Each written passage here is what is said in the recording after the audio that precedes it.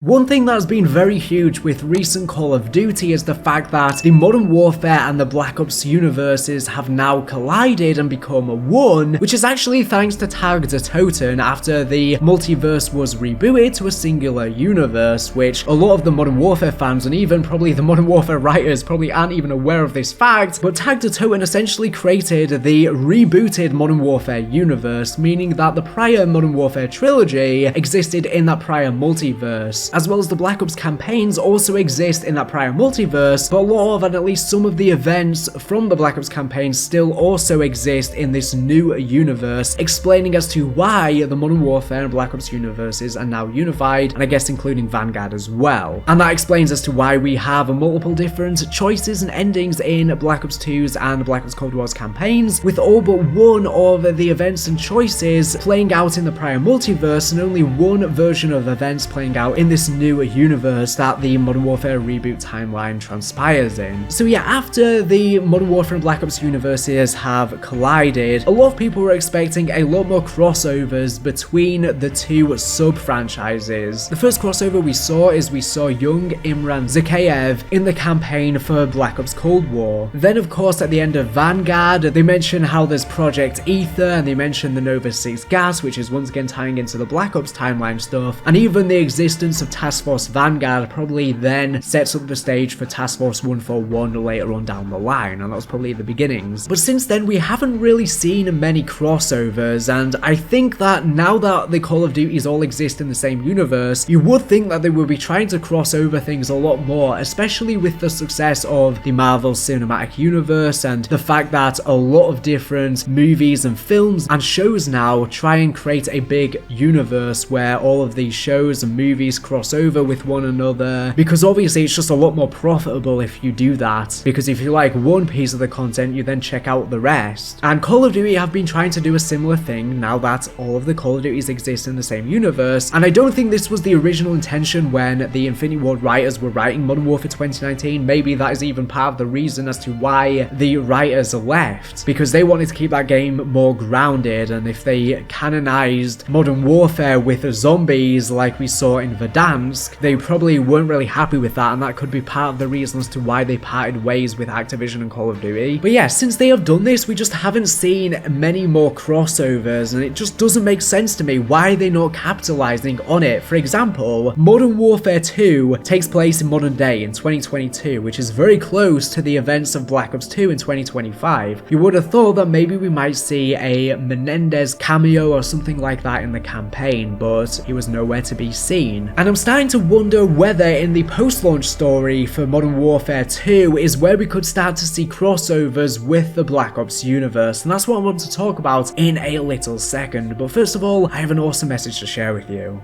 This video has been kindly sponsored by an awesome virtual reality game available exclusively for the Oculus, Meta Quest 2 and Quest Pro called Forever Pool, which has just released. The game brings the coolest pool halls from around the globe straight to your living room. Challenge friends, family and in-game pros to a game of 8-ball pool, no real table required. Battle 12 bots to level up and take on legendary challenges ranging from amateur to professional. Join a quick match or jump into a private multiplayer party. Is your friend in town? Share your headset with Pass and Play. Up the ante and stake in-game coins in matches against other players. Get ready to aim, lock and shoot. With 50 unique custom queues to unlock and purchase as you level up, 5 immersive halls at launch, Brooklyn, Seattle, Dallas, Chicago and Paris. There's optional aim assist, target lines and match settings. You have single player and multiplayer modes available with 1v1 public multiplayer games with up to 2 spectators and private multiplayer with room codes. 2v2 player is planned to be coming soon. Play with other players in your region via quick match or play local Pass and Play. There are 12 NPC pros to challenge. There's a YouTube powered jukebox. Experience Forever's custom pool physics engine tailored for all playstyles, spins, jumps and trick shots included. Game on. Play how you want. Customize your match settings. There's optional pocket calls for all balls or just the 8-ball, and an optional shot clock timer. Choose your ante in multiplayer games, tracking game achievements and statistics. Forever Games has now launched 4 games since its inception in spring of 2020. Forever Bowl in May 2021, Forever Darts in December 2021, Forever Cornhole in September 2022, and now Forever Pool. Forever Pool marks Forever Games' second game release of 2022, continuing their mission to bring the world's favourite in real life social and casual games to virtual reality. So you can expect experience the fun right from your screen. Their goal is to make games that enable next level social experiences and connect people through play, and people all over the globe, continuing to expand the Foreververse. If this all sounds right up your course, you can check out the game via the link in the description. Like I said earlier, it's available on the Meta Quest 2 and the Quest Pro. If you've never experienced virtual reality before, I would definitely recommend purchasing one. It will blow your mind literally, and maybe this could be the first game you try out.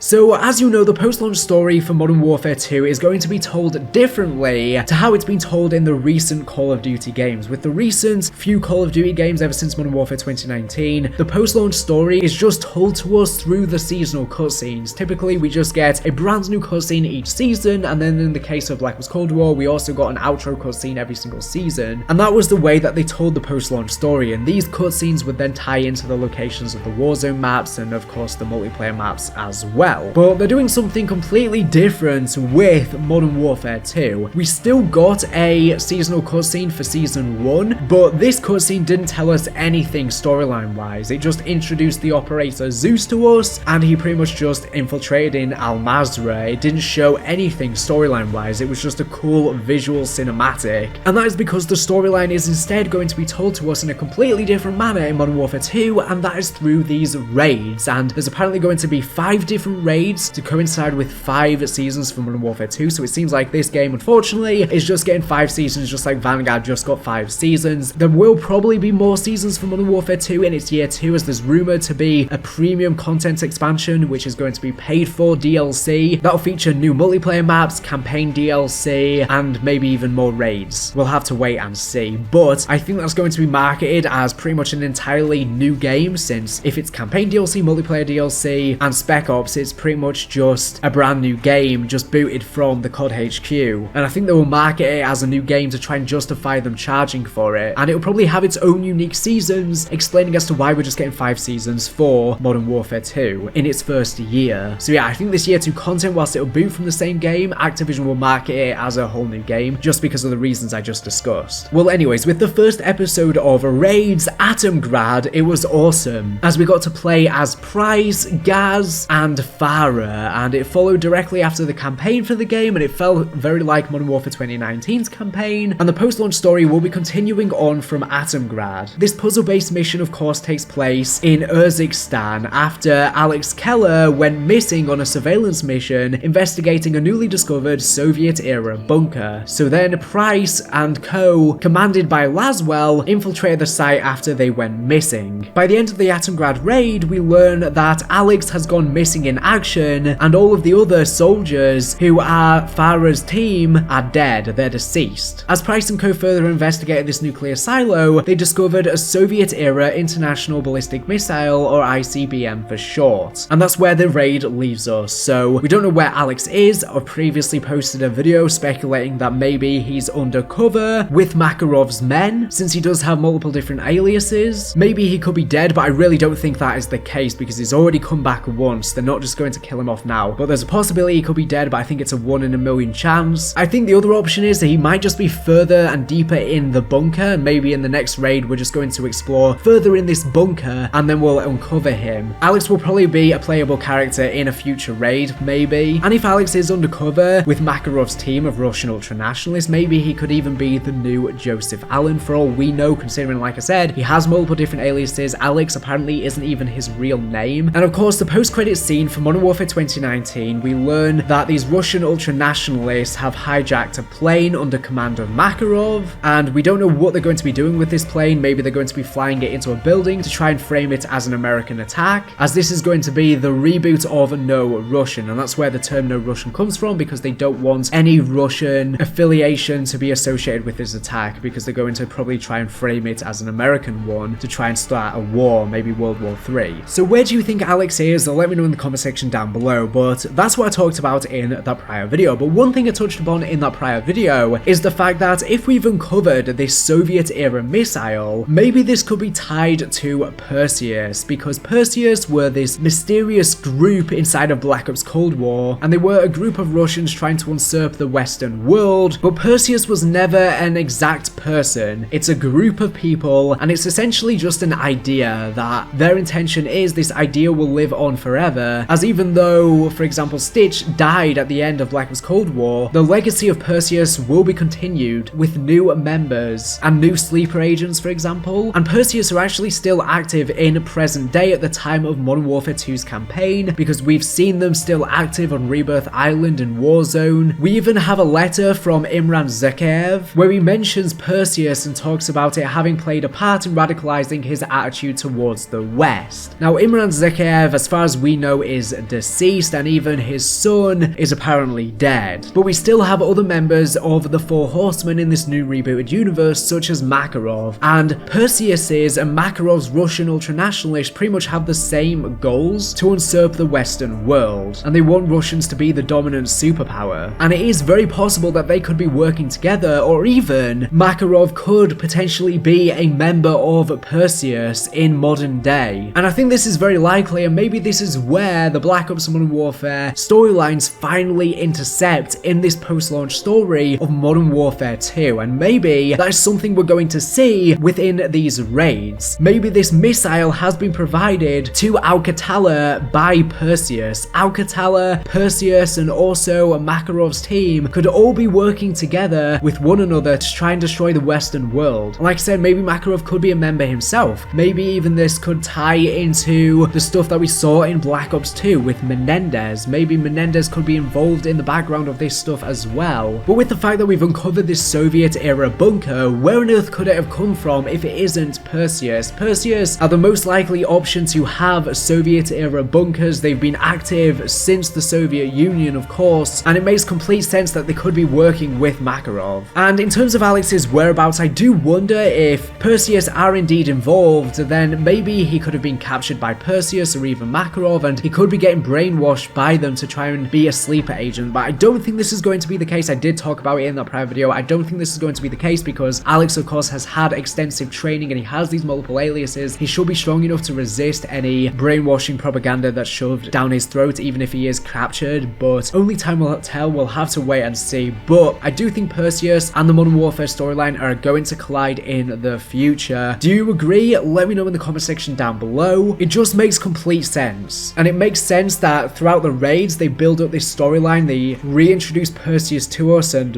what they are up to currently in modern day and tie it back in with the stuff that they were working on Rebirth Island. And then that culminates together at the end of raids where it links back to the post-credit scene of Modern Warfare 2 on the plane with the Russian ultranationalists hijacking it, and maybe Perseus might be involved with that as well. And then I feel like the post-credit scene isn't setting up a raid, but it might be setting up this year 2 DLC for the game, or it could be setting up the next game, Modern Warfare 3, but I don't think so. I think it's probably going to be setting up this year 2 content because it's going to be getting new campaign DLC. It'll essentially be Modern Warfare 3 anyways, and maybe the year 2 DLC will all be surrounding Makarov. They could be the main antagonists for it, and it might be a Modern Warfare spin-off type thing. What will be after Makarov and Perseus and whatnot, and maybe they can then introduce some other Black Ops characters into the mix, and we can have Black Ops and Modern Warfare characters fighting side by side. And Sledgehammer Games are apparently going to be the main developers working on this campaign DLC as well, but of course they'll probably be following commands from Infinity Ward. But yeah, what do you think of these ideas? Let me know in the comment section down below. As always, thank you for watching the video. Make sure to subscribe if you're not already for latest and greatest Call of Duty news and information. So anyways, thank you for watching, and bye.